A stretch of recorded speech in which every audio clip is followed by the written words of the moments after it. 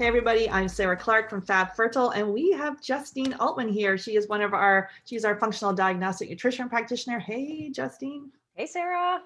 Awesome. So today we're going to be talking about the biggest mistakes that we see with the fertility diet. And this is based on the fertility diet. So this is the Harvard nurses study.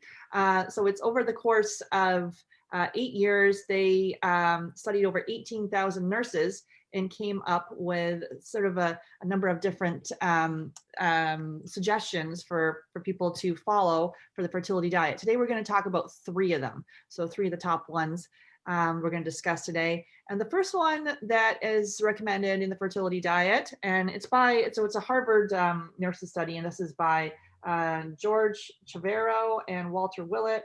And so groundbreaking research reveals natural ways to boost ovulation and improve your chances of getting pregnant. So it is a really good book. So there it is again. So the first recommendation is choose slow carbs, not no carbs. Now, our take on this is always to make sure that when you're choosing carbs or grains, making sure looking to determine if there's a gluten intolerance first. So first of all, let's talk about the slow carbs versus no carbs. Let's talk about why that is a good suggestion to begin with. Yeah, we want to keep blood sugar balanced, right? And carbohydrates, our body becomes less and less tolerant to carbohydrates over time. And so we just want to keep them moderate, basically. And we want to focus on fats and proteins because that really gives us a lot of nutrition. Mm-hmm. And then for, as you say, so our take is to make sure it's not all the whole grains can be good. Do you have a food sensitivity, which is something that we see a lot. So can you just talk a little bit about gluten and really why, like this is something we see with people with low AMH, high FSH, diminished ovarian reserve, premature ovarian insufficiency, having non-celiac gluten sensitivity. We see that as a theme all the time. It's something that I experience. I have non-celiac gluten sensitivity. For me, gluten, it just causes a whole cascade of different health issues. I think Justine's the same. Yeah. So we see gluten issues constantly. And basically, we know that gluten for every person causes a little bit of leaky gut. And the question is, how sensitive are you, and how long does that leaky gut take to repair itself? And if it takes a long time, if you're really sensitive, then it really causes just this cascade of other issues.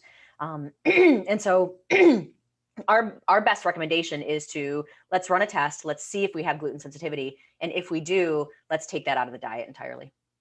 And also the wheat crop can be highly sprayed with glyphosate, which is a herbicide linked to infertility and a whole host of other different diseases. And so sometimes it's like, is it the chicken or the egg, where the crop itself has changed over the number of years, and also then changed our ability to digest it. Anything you wanted to say there? Yeah, and even the nutrient density is really low. It's like nothing about the crops that we grow today are even remotely like they were like 100 years ago, right? And so it's a very different food from what our bodies are used to eating. And that's why we find, there's all these different facets to gluten that cause different problems for different people. But ultimately, what we see time and time again is that gluten just tends to be problematic for just about everyone.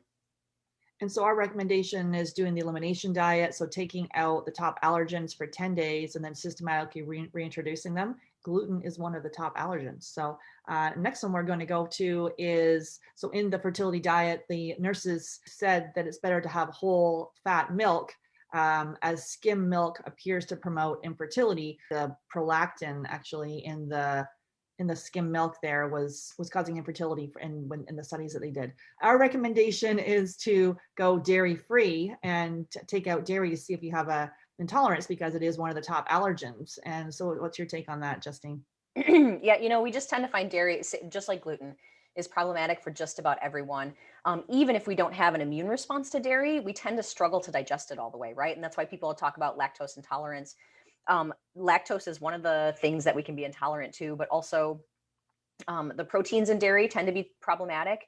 And if we have any little bit of gut dysfunction going on, we tend to lose the ability to make the enzymes that break down dairy. And so they cause digestive dysfunction, and we just don't absorb the nutrients very well. And so dairy, again, just like gluten, tends to be problematic for most of the people that we come into contact with. Yeah, so all of the hormones that are there, all of the things, like those are anti-nutrients, right? They work against us. They work against our health.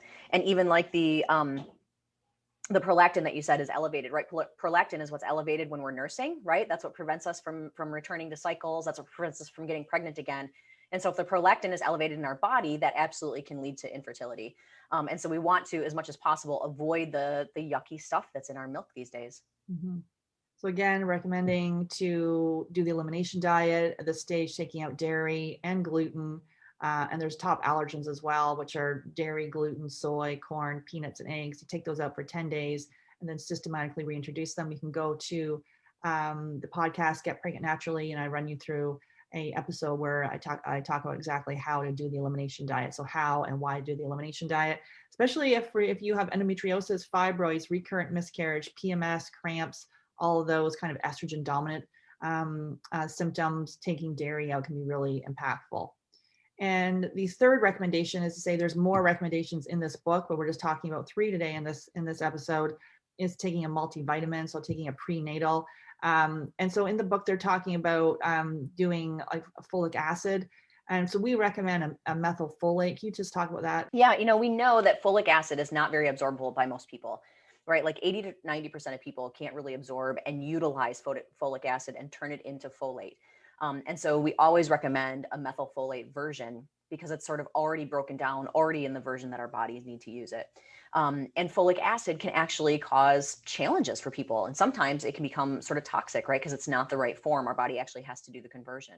And that's one of the telltale signs of knowing whether your prenatal is a really good prenatal. Does it have folic acid or does it have the methylfolate version? In the Fab Fertile store, we want to make sure there's the supplements we recommend. Sometimes there are things that are on back order. So we will always have the one that's the best one that we believe is available, depending on availability. There's a number of different recommendations in the fertility diet. We are talking about the 3 top ones today. So the slow carbs or no carbs, where our recommendation is to make sure that you go gluten-free as well. And then if you find you don't have an issue with gluten, we do recommend for you and your partner to take it out of your diet for 60 to 90 days and then determine if you have an issue. Because sometimes people take it back, bring it back in. They're like, oh, I feel fine. Gluten is not an issue to me, but really taking it out longer than just those 10 days with the elimination diet, and then doing whole grains. Again, we see a theme of non-celiac gluten sensitivity with the couples we work with. And then with dairy, the same thing, taking it out for 10 days and then taking out of your diet entirely for 60 to 90 days. We also will tweak it further with food sensitivity testing.